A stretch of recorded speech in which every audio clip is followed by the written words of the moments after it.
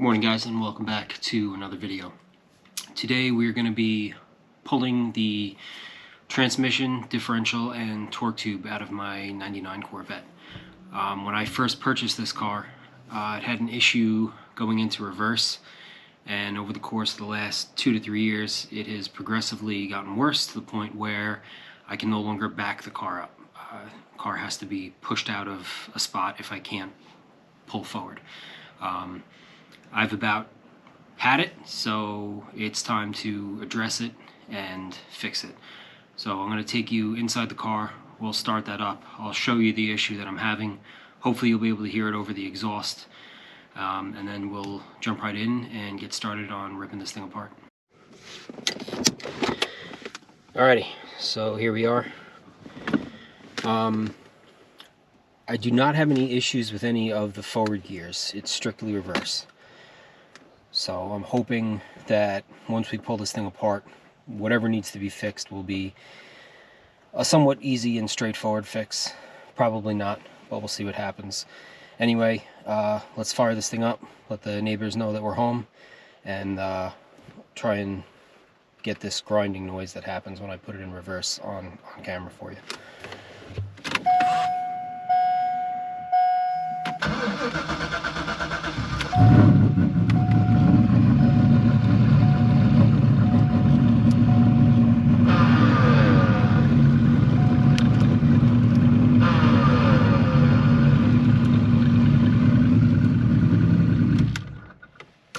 Thing.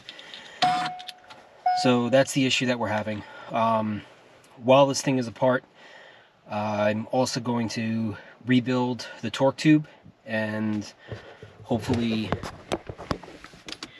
upgrade the 10mm bolts that should be in this car from the factory to the 12mm bolts that were found in the later C5s. I'm going to start with getting this thing off the ground so we can get underneath and work on it. Alright, so the front end of the car is up on ramps. We'll move to the back now. I really think the worst part about working on these cars is probably actually getting them up in the air high enough where you can physically work on them. But if you just take your time, either drive it up on a set of ramps or use jacking pucks and go one side at a time. There are a number of different ways to do it, but really the most important thing is just taking your time, being patient with it. So let's move on to the back and we'll get that up in the air. If you have a C5 or C6, I'm not sure about the C7s, definitely get a set of these. These are jacking pucks, and the way I have the rear of the car currently supported is an RV jack, because it's adjustable, and then the jacking puck is snapped into the frame rail of the car. This way you don't risk damaging the rocker panels or anything else. Car's up in the air. Like I said, I think that's probably the worst part of this job, or working on these cars in general, is getting them up in the air and secured, especially if you don't have a lift, if you're working on the car in the garage. But that is done. We can start taking this thing apart. I am not going to film taking the exhaust off, just because everybody's exhaust is different, and we will start removing what needs to be removed in order to drop the rear subframe. So I'll get that stuff out and I'll bring you guys back when we're ready to start removing the rear cradle. Alright, so we have the exhaust removed from the headers back. The next thing we're going to do is we're going to take off this shield for the torque tube. So these are 8mm bolts. There's 647 of them, so just take your time. I'm not going to bother filming taking them all out. Just keep in mind that they do need to be removed, and they are 8mm. Alright, torque tube shield is out. Hardware is bagged. Alrighty, so first thing we're going to remove underneath the car are going to be the caliper pin bolts. These are 12mm. Once you get these out, just slide the caliper out, and then you can actually hang it in this bracket over here for the fuel tank, just so it's out of the way, and then so you don't have too much tension on the brake line itself. Alright, after the caliper is removed, you're going to take an 18mm socket, and we're going to remove both upper control arms and we're going to let this control arm and the spindle kind of swing back. That'll give us more access to both the shock and the emergency brake cable. Alright, with both control arm bolts removed, you can move on to the upper shock bolts, which are 13 millimeter. Alright, with the shock removed, spindle is loose. These are the 15 millimeter bolts that hold the emergency brake cable in. So once you can shift this around, you can remove those two bolts, and then you can work on actually sliding that cable off of that foot on the caliper. The next thing I'm going to do is just go underneath the car with a pry bar and very carefully just pull the axle out of the rear diff, and this side will be done. Okay, so we got the axle pulled out of the diff.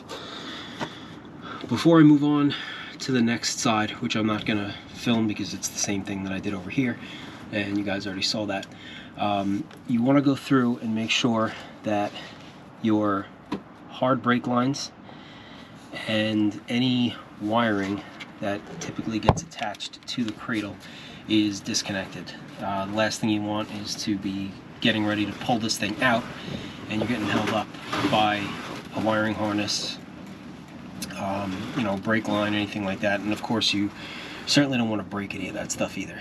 Make sure that all of the attachments are off and that this thing is actually ready to come out when you are ready to remove it. So I'm going to go to the other side. We'll get that side broken down.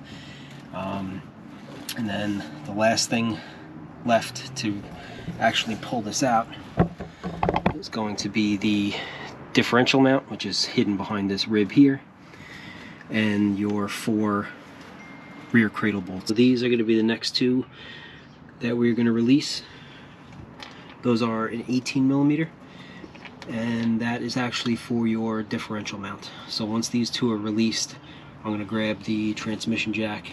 We'll support the rear cradle, we'll support the transmission, so when we let the cradle down that doesn't fall, even though it is going to have to come down a little bit to slide it out.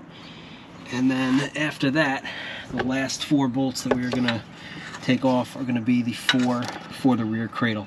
Those are 21 millimeter. Make sure that when you go to take those off, do not use an impact.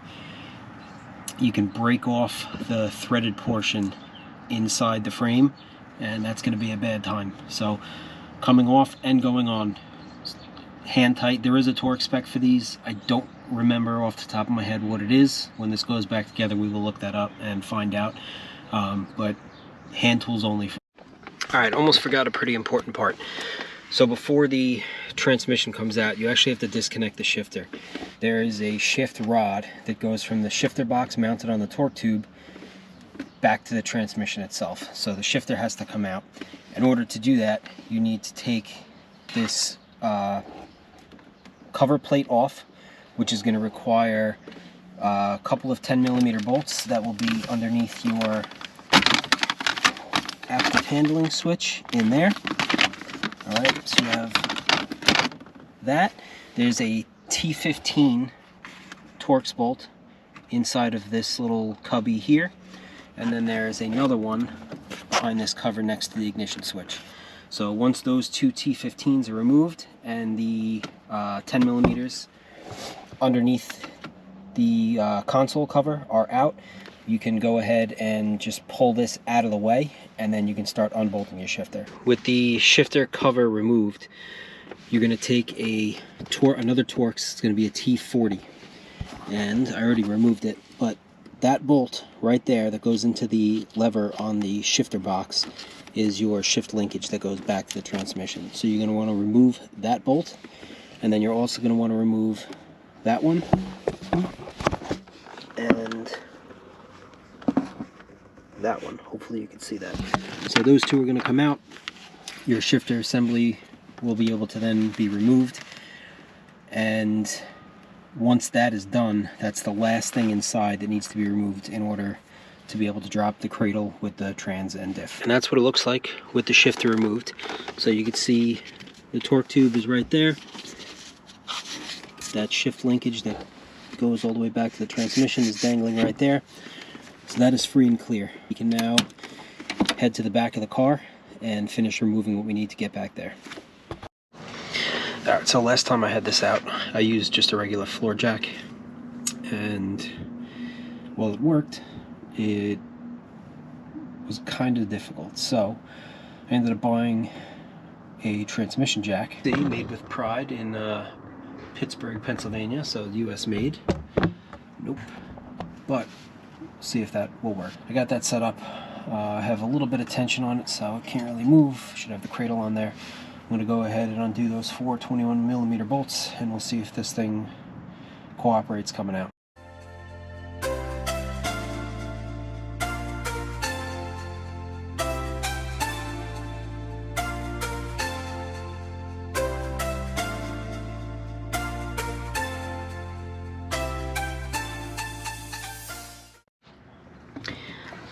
Okay, with the rear cradle out of the way, you have 3 sensors up top that need to get unplugged. The first one is going to be on top of the diff.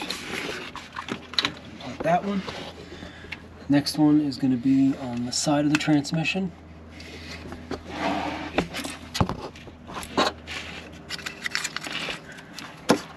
Okay, and then your last one, if you can see it, it's all the way up top. That white clip right there. So we're going to disconnect those 3, and then this wiring harness is also attached with 2 plastic rings. You got one here on top of the transmission as well. I am going to put this jack back up under the transmission. We're going to take the tension off of this jack stand, and we're actually going to lower the entire drivetrain. So differential, trans, torque tube, and engine. We're going to angle that down to clear this tub in the back. Once that's disconnected, we can go ahead and loosen up the bolts that connect the transmission to the torque tube. You can do this a couple of different ways. Last time I had this car apart, I only replaced the diff, so I was able to disconnect everything here and just take the differential out. Some people take the complete torque tube out in one assembly with the trans and the diff. That's another option. I find it, or I think it's going to be easier doing just the transmission and the diff working by myself. So we'll see what happens. I'm going to get the transmission jack up underneath here, and we'll start lowering this down and disconnecting the transmission and see if this goes as easily as the cradle did. Alright, so we have the transmission and diff braced on the transmission jack. I have another jack stand supporting the torque tube, so when this slides back, the whole back of the motor won't come crashing down. So next thing I'm going to do is remove the bolts that bolt the trans to the torque tube. These are 13mm, so I'm going to get these out and we will start working on sliding the trans out.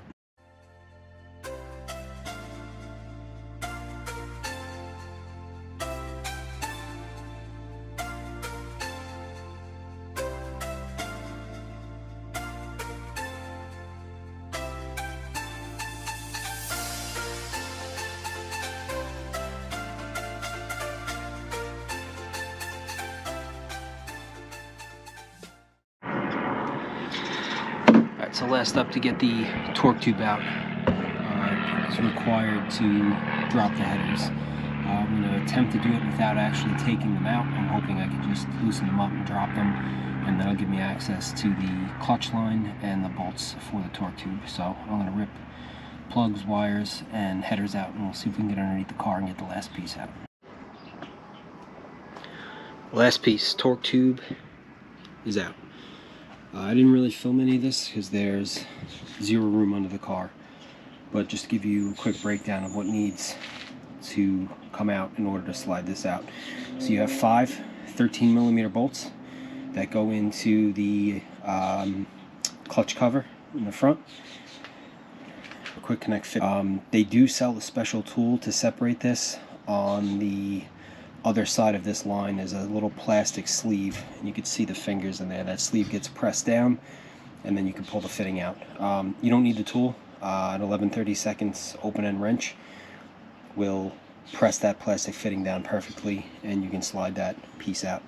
That is it. So now that we have everything apart, the process starts of ripping apart that transmission and seeing what the issue with reverse is. That's going to be the first thing that I'm going to do, because I want to hook the torque tube back up to it with the shifter and be able to actually put it in reverse and see what's going on inside the transmission with the rear cover off, to see what needs to be fixed. So transmission is going to get done first. After that, we will rip the torque tube apart, upgrade, and rebuild that. So hope you guys did get something out of this video. It seems not everyone, but there are some people that own these cars that are a little nervous about working on them or taking them apart. It's really not hard. It's you just need to take your time and be patient with it, and that's really it. So keep an eye out for the transmission fix and the torque tube rebuild. Those should be coming up pretty soon. So I'll catch you guys later.